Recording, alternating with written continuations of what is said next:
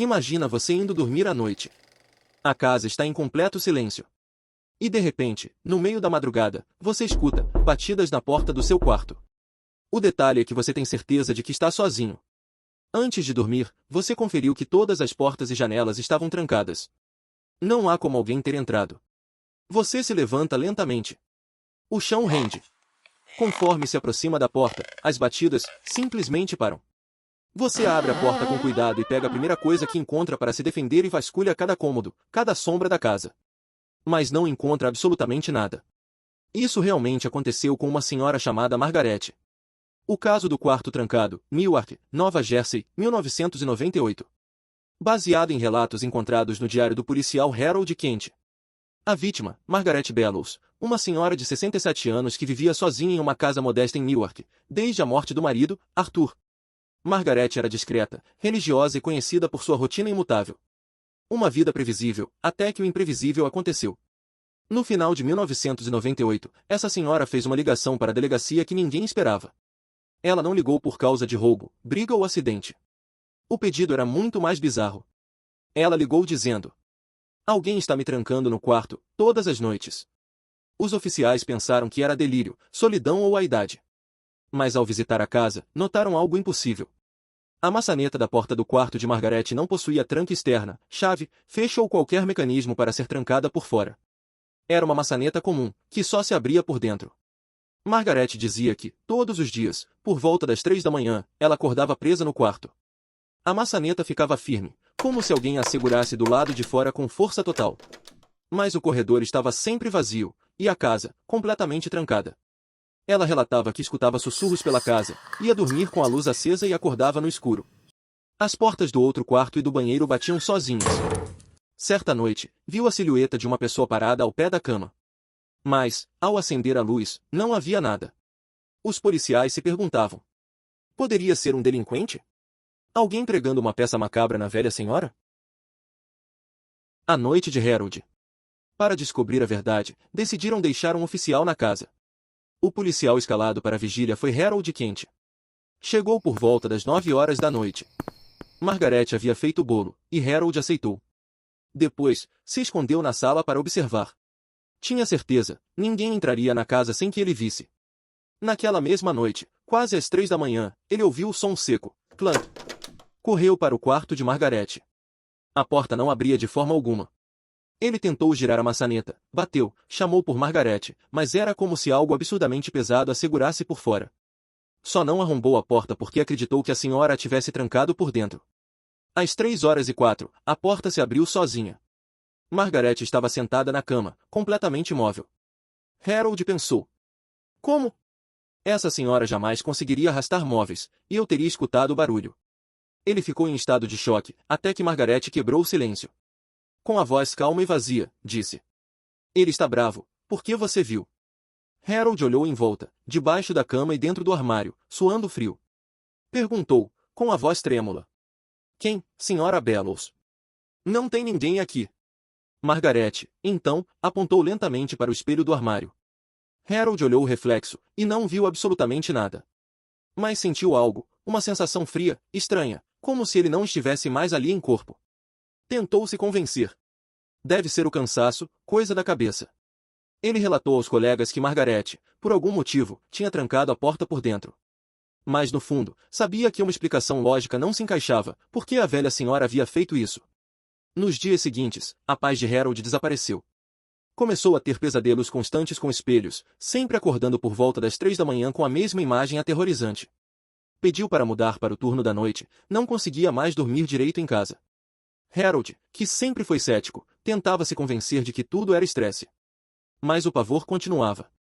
Em casa, ao escovar os dentes, teve uma alucinação. Viu uma sombra passando atrás dele no reflexo do espelho. Mas estava sozinho. Com o passar dos dias, as coisas pioraram. A sensação de estar sendo observado não sumia, e os pesadelos continuavam. O pavor o levou de volta à casa da senhora. Ele contou sobre o que via nos espelhos, sobre a sensação de estar sendo seguido. No começo, Margaret se manteve em silêncio, temendo a reação dele. Mas a lembrança da culpa venceu. Ela não podia arruinar a vida de um homem bom. Com lágrimas nos olhos, Margaret revelou a verdade. O terror começou após a morte da minha filha. Meu marido, Arthur, não aguentou o luto. Ele começou a trazer livros estranhos para casa, objetos e um espelho antigo, tentando trazê-la de volta. Mas o que ele invocou não era nossa filha, policial. Era outra coisa. Uma entidade que o levou à morte, e ficou presa aqui. Harold ficou em silêncio. Margaret explicou o que realmente aconteceu na noite da vigília. Eu servi o bolo e o café ao senhor. E usei um extrato das folhas daquela planta que Arthur trouxe na receita. Eu estava desesperada para que a coisa me deixasse. Arthur dizia que o extrato poderia ser a chave para se comunicar com ela. Quando o senhor entrou no meu quarto, estava vulnerável. Harold saiu da casa de Margaret sem dizer uma palavra. Não acreditava em maldições, mas sabia que algo real e inexplicável havia acontecido. Chegando em casa, ele não dormiu. Fez o que qualquer policial faria, investigou, mas desta vez, não criminosos. Investigou rituais, invocações e maldições.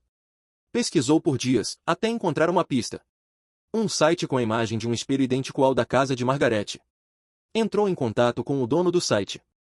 A pessoa respondeu dizendo que o espelho pertencia à sua família há gerações, mas havia sido vendido em um bazar anos antes. Desde então, procurava por ele. Harold ligou e contou que sabia onde o espelho estava. Dias depois, marcou um encontro com a pessoa, uma mulher chamada Sylvia. Ela se apresentou como pesquisadora de ocultismo e colecionadora. Sylvia explicou ao policial. Em muitas culturas antigas, os espelhos nunca foram apenas objetos. Eram portais, portas entre o mundo dos vivos e dos mortos. Ela olhou fixamente para Harold e perguntou. O senhor acredita que um espelho pode prender uma alma? Ou que algo possa estar preso dentro dele? Sylvia revelou que aquele espelho era um imã espiritual. Um objeto ligado à possessão e ao isolamento. E que a planta usada por Margaret servia para abrir o canal. Harold perguntou. Mas por que essa coisa me escolheu? Sylvia respondeu. Entidades como essa não buscam corpos vazios. Elas buscam vitalidade. Eles foram até a casa de Margaret. Ele contou sobre Sylvia, sobre a pesquisa e sobre a verdade da maldição. Com o coração pesado pela culpa, Margaret disse. Vamos fazer o que eu deveria ter feito há anos. No dia do exorcismo, Sylvia e Harold chegaram juntos. Margaret havia feito o bolo novamente, mas desta vez, Harold recusou. Sylvia carregava uma mochila pesada com livros e instrumentos de contenção. Recipientes de madeira, água benta, rosários e amarras antigas. A pedido de Sylvia, o espelho foi levado para o porão, um lugar escuro e úmido, perfeito para o ritual. Ela explicou o procedimento. Harold precisaria servir como isca, puxando a entidade para o espelho. Harold sentou-se diante do espelho. Sylvia usou um pêndulo para induzi-lo ao transe. O corpo dele ficou imóvel, a alma mergulhada no reflexo. Dentro do espelho, Harold se viu em outro mundo, distorcido, frio, macabro. Esperava que a entidade fosse atraída. De fora, Sylvia e Margaret observavam. Tudo parecia bem, até que a senhora, com uma frieza assustadora, puxou uma faca e atacou a pesquisadora pelas costas. Sylvia caiu, sufocada. Margaret sorriu, ajoelhando-se ao lado dela. Com a voz agora grave e rouca que mais parecia que ela fumava 3 maços de derby por dia nos últimos 30 anos e ela confessou. Eu não perdi minha filha. Fui eu quem achei o espelho anos atrás. Fiz os rituais buscando o que realmente importa, o tempo. Já perdi as contas de quantas vítimas eu fiz ao longo dos anos. Fiz um pacto com Nivrak, o rastejante do pulso. Ele se alimenta da força vital, do sangue, em troca do tempo que suga. É assim que permaneço renovada. Dei fim em Arthur quando ele descobriu e quis me parar. Nivrak precisava de combustível novo. Margaret se virou para Harold, indefeso no transe. Afirmou em voz alta que sua vitalidade seria o pagamento, até encontrar outra vítima. Com a faca na mão, caminhou lentamente em direção ao policial, pronta para o golpe final. Mas Sylvia, mesmo ferida, reuniu força e pulou sobre Margaret.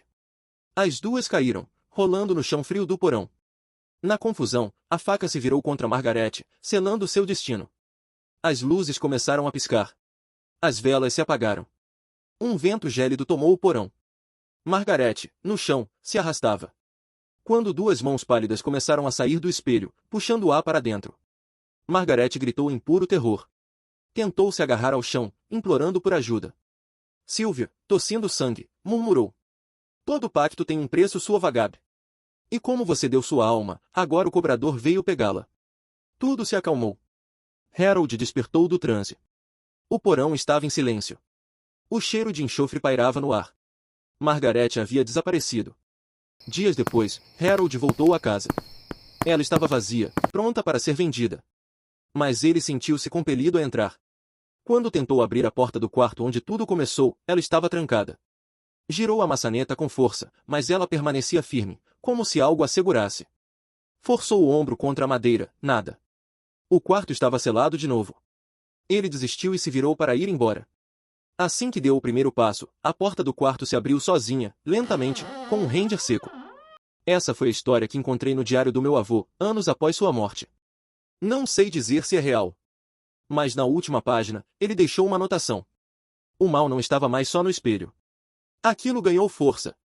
E agora estava na casa. E aí pessoal, eu sou o Amon. Se você chegou até aqui, não esquece de deixar o like e se inscrever no canal. Isso me ajuda a continuar trazendo histórias sombrias como essa. Esse vídeo deu um trabalhão para fazer, então espero, de coração, que vocês tenham gostado.